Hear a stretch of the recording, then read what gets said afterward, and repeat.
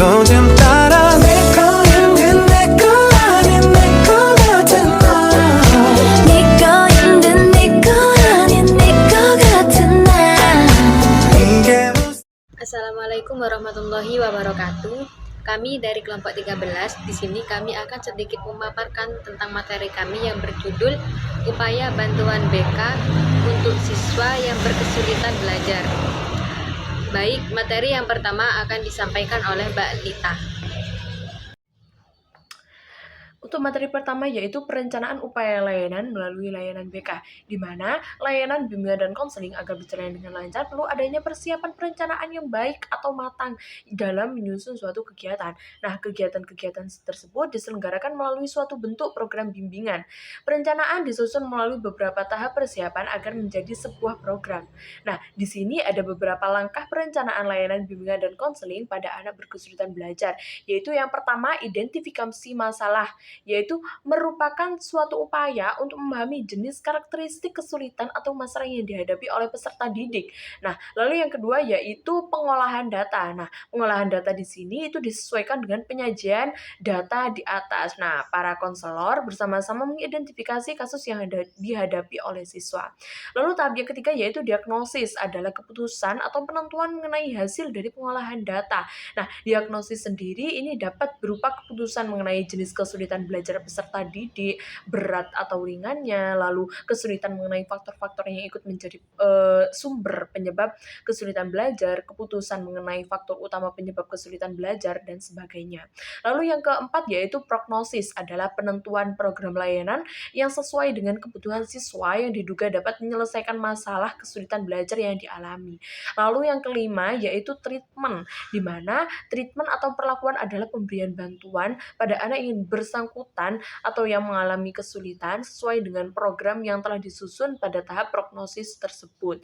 Lalu tahap yang keenam atau tahap yang terakhir yaitu evaluasi. Nah, di sini dimaksudkan untuk mengetahui apakah treatment yang telah diberikan berhasil dengan baik, artinya ada kemajuan atau bahkan gagal sama sekali. Nah, lalu kalau ternyata treatmentnya diberikan tidak berhasil, maka perlu ada pengecekan kembali ke belakang terhadap faktor-faktor apa saja yang memungkinkan menjadi penyebab kegagalan treatment tersebut.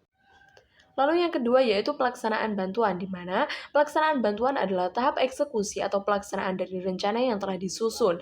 Nah, ini adalah saat implementasi strategi dan bantuan yang dilakukan di lapangan, baik oleh konselor, guru, maupun orang tua. Nah, pemberian bantuan ini disesuaikan dengan rencana yang sudah disusun.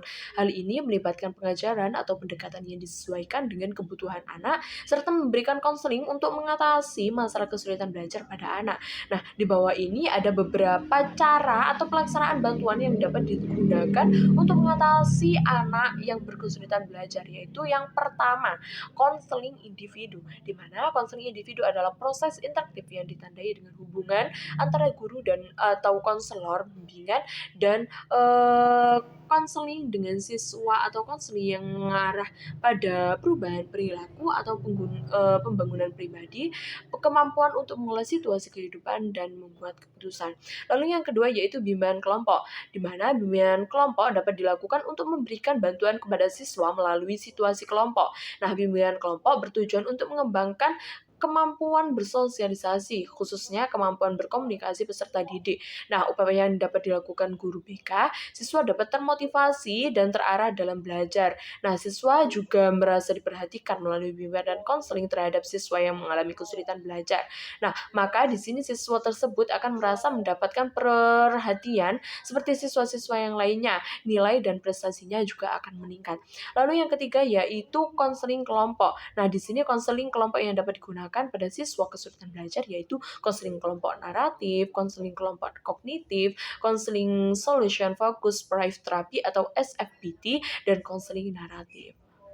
Yang selanjutnya yaitu analisis hasil penilaian. Adapun fokus penilaian hasil layanan BK adalah dipahami atau dikuasai 5 komponen yang disebut AKURS oleh peserta didik atau sasaran layanan, yaitu yang pertama, acuan yang perlu digunakan oleh peserta didik atau sasaran layanan berkenaan dengan pengembangan diri atau pengentasan masalahnya.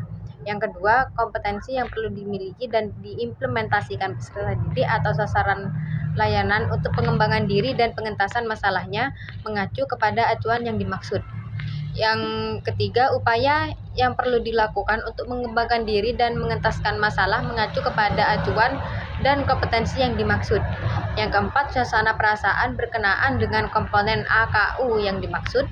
Yang terakhir, yang kelima, yaitu sungguh-sungguh dalam melaksanakan upaya yang dimaksud dalam rangka pengembangan diri dan penanganan masalah peserta didik atau sasaran layanan yang dimaksud.